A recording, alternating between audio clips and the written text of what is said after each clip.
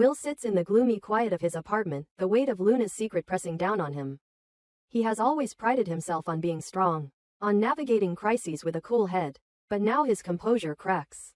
Luna's betrayal, pregnant, hiding truths, manipulating connections, thrusts him into turmoil he never wanted. He feels wounded, more than wounded, betrayed by love, by family ties, by the world he thought he could trust.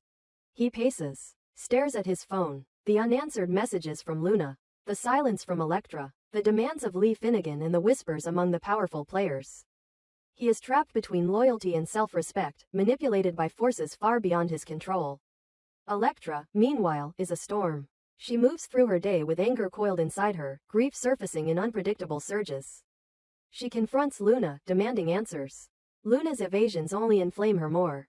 In private moments, Elektra cries for the child her sister carries, for the betrayal to Will, for the manipulations that have ensnared them all. In boardrooms, at dinner tables, in whispered conversations, Elektra's pain becomes a blade aimed at Luna and at those manipulating Luna. She vows to expose every secret, to refuse being silenced.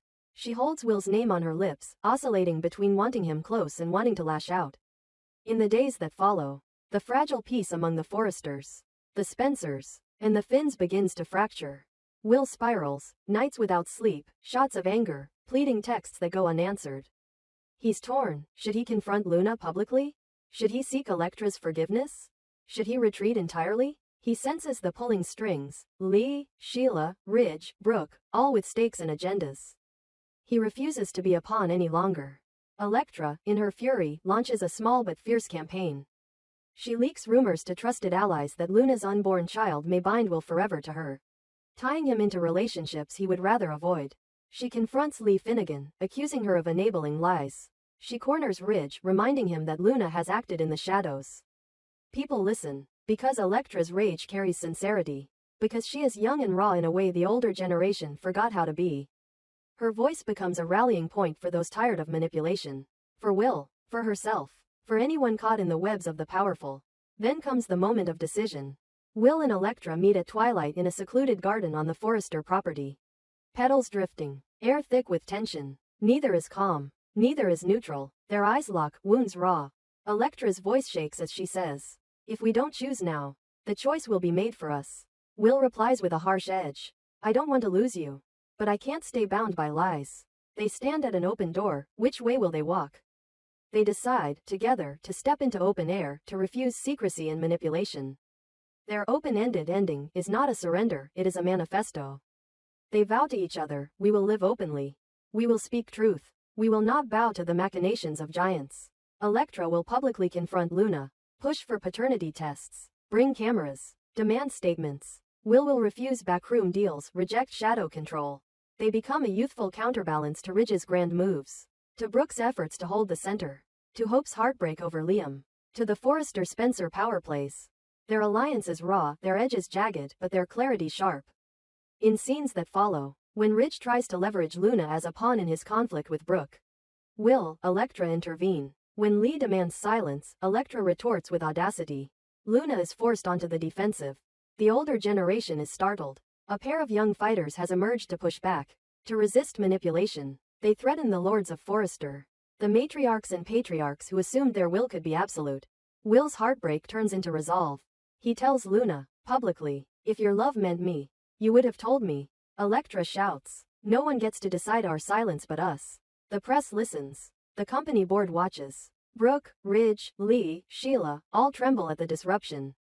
As the arc continues, Will and Elektra rise, flawed, raw, brave, as voices not overshadowed, but echoing. Their story becomes not just young people caught in adult war, but a stand. We refuse your control. We choose truth. We choose each other, open-ended, hopeful, fierce.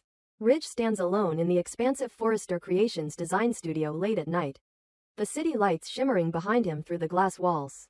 He can feel the precariousness of his world shifting beneath him. On one side is Brooke, steadfast but weary, bracing under the weight of another storm. On the other is Steffi, absent, distant, but never truly gone. Ridge knows he still holds a lever strong enough to tilt the balance.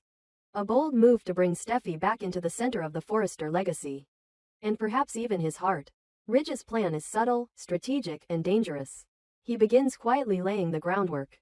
repositioning Steffi's signature lines at Forrester Creations, planting the idea of new collaborations, favoring her designs in internal discussions, always giving more heed to her voice in meetings. He speaks of her return as inevitable, as destiny, even if those around him fear the tremor it may send through his marriage with Brooke. Brooke senses the shift. She watches Ridge's eyes linger on Steffi's concepts, hears him defend her innovations, and wonders if she's slipping from his orbit. Meanwhile, Hope is trapped in memories.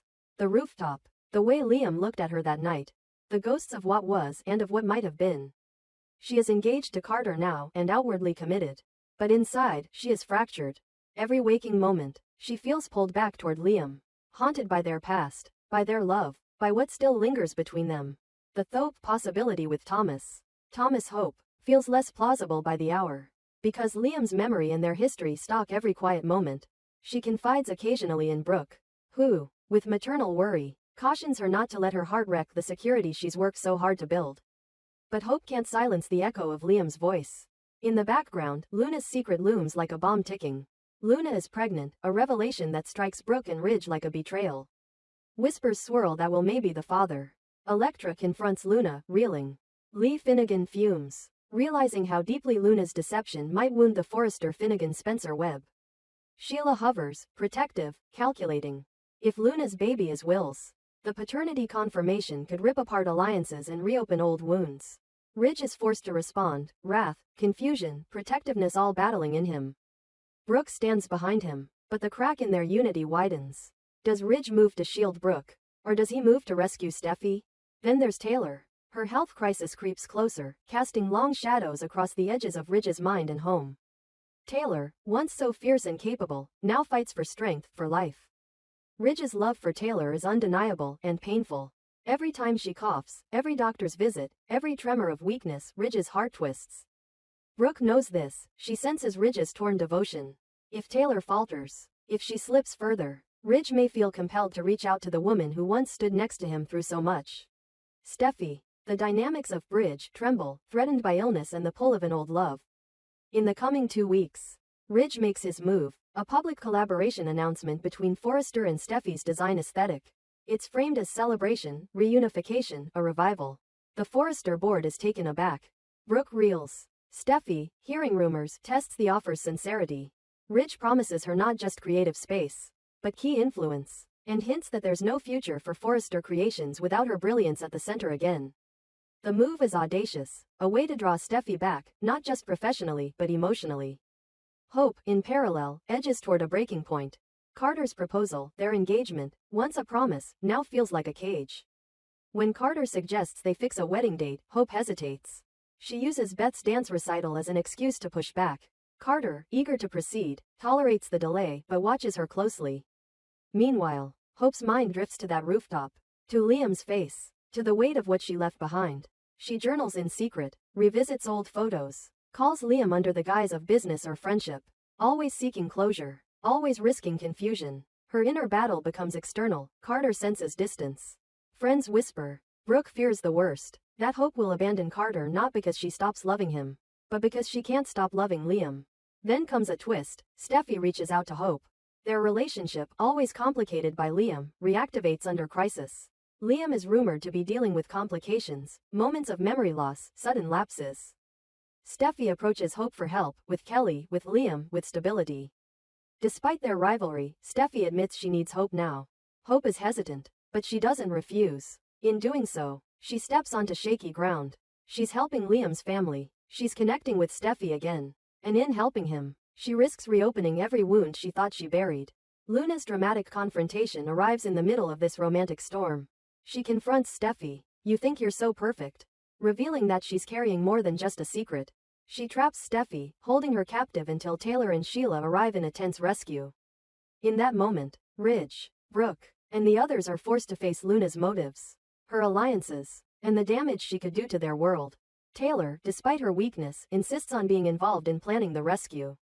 Ridge fights to stay composed, torn between fear for Steffi and devotion to Brooke and Taylor, trying to thread his loyalties without snapping them. Deep in the shadows, Sheila and Taylor, rivals for years, find themselves unexpectedly aligned. The danger to Steffi forces them to cooperate. Taylor's frail strength, Sheila's cunning resourcefulness, Together they navigate Luna's trap, freeing Steffi just in time. But the emotional scars remain. Steffi is shaken. Taylor, exhausted, collapses afterward, forcing Ridge and Brooke to rush her to the hospital. Ridge's love, guilt, and fear are on full display. Back at Forrester, in the wake of the Luna crisis, Ridge finalizes his push. He names Steffi as co-director of design, gives her an influential seat. Brooke, reeling from betrayal and fear, confronts him. Their marriage fractures, harsh words flung, past sins dredged, doubts exposed. Ridge insists he's acting to protect the creative soul of the company, to stave off collapse. Brooke insists he's sacrificing their life for a fantasy. Their unity cracks, love strains under pressure. Meanwhile, Hope's heart edges toward making a choice. Carter gives her space, but his patience is finite. He senses she drifts. Liam, drawn back into the fold by his daughters, by Steffi's outreach, by Hope's quiet calls, becomes a gravitational force. Hope faces her conclusion. Is she prepared to walk away from Carter? To resurrect Lope, Liam plus Hope, despite the havoc it will cause? Or will she commit fully, till the last memory fades? In the final scene of the 2-week arc, Ridge stands on the rooftop of Forrester Creations at dusk, looking out over LA. In his hands he holds a design sketch, a melding of Steffi's signature lines and new Forrester aesthetic. He whispers into the wind, "Come home, Steffi." Inside, Brooke walks away, tears in her eyes, while Steffi, at her own studio across town, opens a notification, a formal offer from Ridge, with conditions, with promises, with love hidden in every line. And Hope, at her engagement party, hears a phone vibrate, Liam's name on the screen. The boardroom trembles. The hearts tremble. The stage is set. Ridge's gambit may win Steffi back, but at what cost? Hope's soul is split between two loves. And Brooke and Taylor both teeter on the edge of loss. Love, betrayal, health, secrets, they all collide in the Forrester Logan world, and the fallout will echo long after the dust settles.